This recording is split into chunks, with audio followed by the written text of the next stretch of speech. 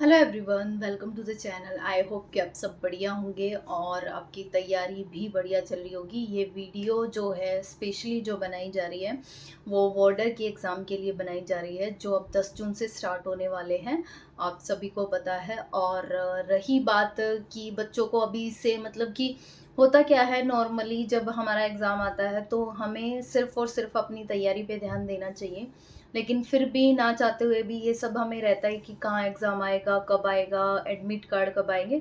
तो हमेशा से एक ही रूल है, आपके एडमिट कार्ड आप चाहे कितनी भी कोशिश कर लें, चाहे आप 20 बार पूछ लें या फिर आप कितने भी 1-2 बार पूछ लें, आपका एडमिट कार्ड 4 दिन पहले ही आएगा। ऐसा नहीं है कि वो नहीं आएगा, ना 4 दिन से कम टाइम में आएगा, ना 4 दिन से बाद में आएगा। आपका जो फिक्स टाइम है DSSB का, जो एज़ यूजुअल रहता है हमेशा की तरह सब पोस्ट के लिए, वो अभी भी रहेगा। तो तब तक इस चीज़ को आप ध्यान देके अपना कीमती टाइम वेस्ट ना करें। तो एडमिट कार्ड आपका 4 दिन पहले आ जाएगा। और रही दूसरी बात कि 10 दिन लास्ट के जो जो 10 दिन हैं उनको कैसे आपको यूटिलाइज़ करना है। देखो, अगर सोचा जाए तो 10 दिन अगर आप देखोगे, कई बच्चे ऐसे भी होंगे जिनको लगेगा मेरा ये रह गया, स्पेशली उनके लिए ये वीडियो बनाई जा रही है। तो उनको लगेगा मेरा ये रह गया है और मुझे ये नहीं आता। लास्ट टाइम पे हमें यही दिखता है कि हमें क्या नहीं आता, पेपर रह गया, पेपर पास आ गया और हमें इतना नहीं आता। आप वो सब अगर देखोगे तो वो चीज़ आपकी जितना आपने करा है वो उसको भी डाउन कर देगा। आपको देखना है कि इतने टाइम में आपने क्या कर रखा है और क्या आप उसमें से 100% आउटपुट निकाल सकते हो जो करा हुआ है। अगर आप ना करे हुए पे ध्यान रखोगे तो जो करे हुए का भी 100% नहीं निकाल पाओगे। यही होता है और ये चीज़ें हमें अब नहीं पता चलती। अब तो हम जो लास्ट टाइम पे हमारे अंदर से जो आता है हम उसी फ्लो में चलते रहते हैं, सोचते रहते हैं। ये जब एग्ज़ाम में बैठते हैं वहाँ पे इसका रिज़ल्ट दिखता है। तब हमें ये बाद में पता चलती है और फिर वही हमारा एक्सपीरियंस बन जाता है। तो बेटर यही है कि अगर कोई आपको बता रहा है, जिन्होंने ये चीज़ें फेस करी हैं, तो आप उनसे सीख के वो चीज़ें ना करें। तो ये तो है समझदारी वाली बात। अगर फिर आपको सिर्फ़ यही लग रहा है कि सुनना ही है, सिर्फ़ सुन के और फिर नहीं फ़ॉलो नहीं करना वही होता है, तो वो सब चीज़ें तो कोई काम की है ही नहीं। मेन मुद्दे पे आते हैं, 10 दिन रह गए हैं, कैसे यूटिलाइज़ करना है। आप सोच के देखो, 10 दिन एग्ज़ाम के रह गए हैं, तो आपको ये नहीं अपने बेफ़ालतू का बर्डन डालना है, मेरा ये रह गया है, अब क्या करूँ, लास्ट में इम्पोर्टेंट क्या करूँ? मेरे पास कुछ आई जो चीज़ें मैंने सोचा कि बच्चे बोल रहे हैं कि मैम लास्ट टाइम पे इम्पोर्टेंट चीज़ें बता दो। अगर लास्ट टाइम पे इम्पोर्टेंट चीज़ें बता देंगे तो क्या ज़रूरी है वो इम्पोर्टेंट ही आएगा? आप इतने टाइम से मेहनत कर रहे हो, तैयारी कर रहे हो, क्या आप इम्पोर्टेंट का मतलब क्या? इम्पोर्टेंट तो खुद किसी को भी नहीं पता है। सब कुछ ही इम्पोर्टेंट है या तो। हाँ, ये मानते हैं कि कुछ टॉपिक्स ऐसे होते हैं जिनमें से क्वेश्चन्स आएगा ही आएगा, लेकिन वो आपको कर लेने हैं ज़रूर। वहाँ से आपके क्वेश्चन मतलब पक्का है, ये हमें कन्फर्म है यहाँ से आएगा और उसके बाद भी हम नहीं कर रहे हैं, तो फिर अपने आप रेस से बाहर है।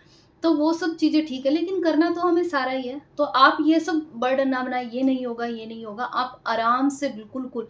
देखो, लास्ट टाइम पर दिमाग को शांत रखना बहुत ज़्यादा ज़रूरी है, चाहे भले आप कम मेहनत कर लेना। अगर आपने अभी से दिमाग पे बर्डन डाल लिया तो आप कितना भी कर लो, आउटपुट अच्छा नहीं आएगा।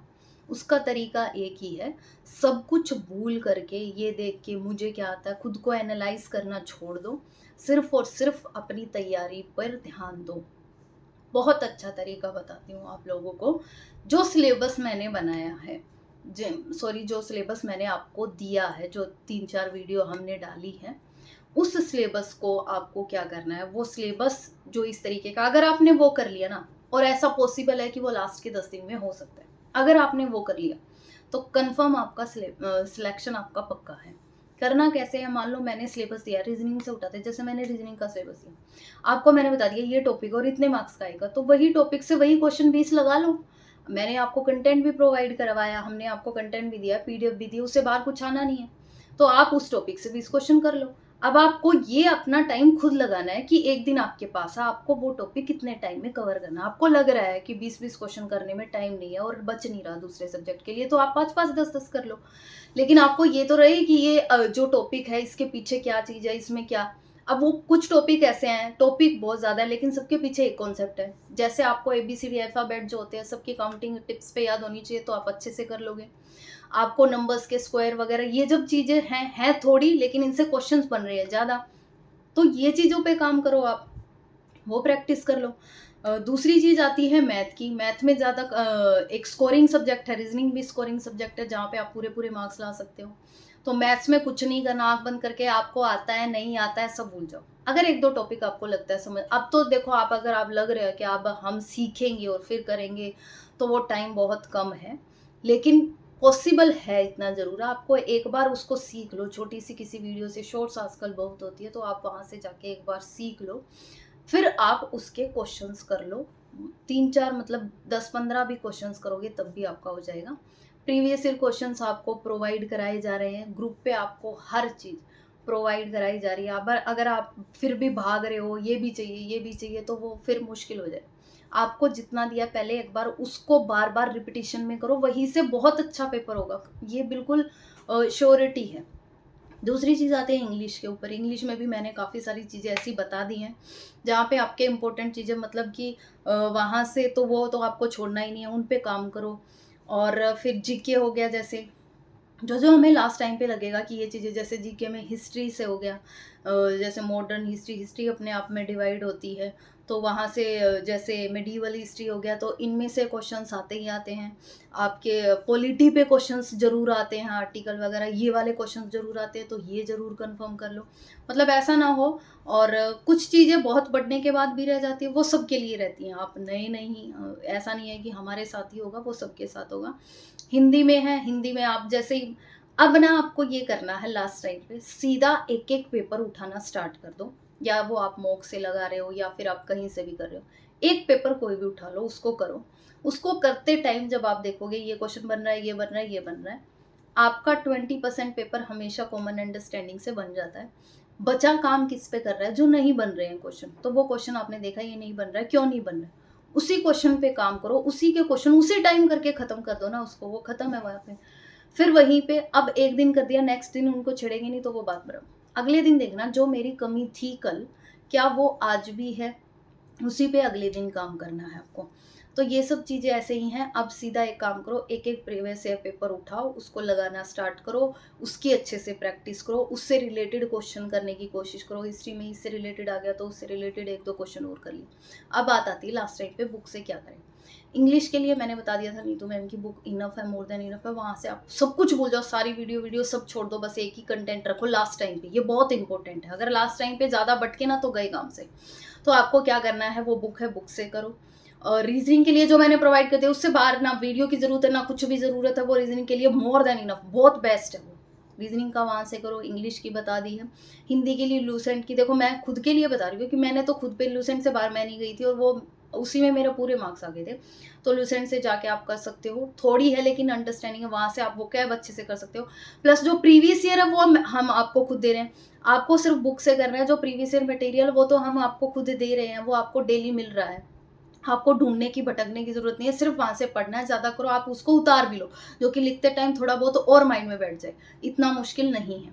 हिंदी के लिए हो गया है, मैथ्स के लिए भी आपको एक पीडीएफ प्रोवाइड करा दिया, वो भी कर लोगे, वो बहुत ज़्यादा है, क्वेश्चंस आ जाएँगे वहाँ से भी आपको। लेकिन है वो टीचिंग वाली, लेकिन वो मोर देन इनफ है। रहे नॉन टीचिंग के, वो आपको वैसे प्रोवाइड करा दिए जाएँगे।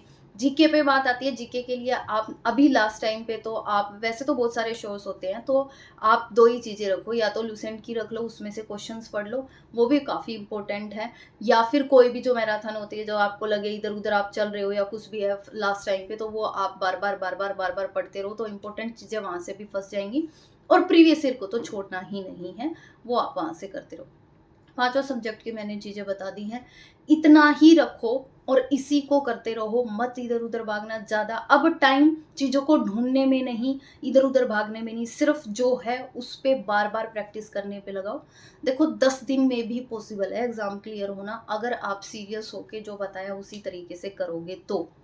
और अगर सिर्फ़ सुनना ही है तो फिर तो वो तो फिर हमारे ऊपर डिपेंड होता है। तो बाकी यही है, उम्मीद मत, मतलब अपने आप पे भरोसा रखो और चीज़ें करो। करने से ही होगा, सिर्फ़ सोचना, अब लास्ट टाइम पे सिर्फ़ सोचना कम कर दो और करना स्टार्ट कर दो। सिर्फ़ करते जाओ, आपका पेपर सही होएगा। और धीरे-धीरे हम डिस्कस करेंगे कि पेपर में हर रोज़ 10 दिन रह गए हैं, आज से फर्स्ट टाइम यही है, ऐसे पहला दिन ऐसे ही आज से यही करना स्टार्ट करो जो बताया गया है। नेक्स्ट डे हम लेके आएँगे कि पेपर में सारे हर 10 स्टेप बताने की कोशिश करेंगे कि क्या-क्या इम्पोर्टेंट है। तो नेक्स्ट वीडियो में मिलते हैं। Thank you, have a nice day.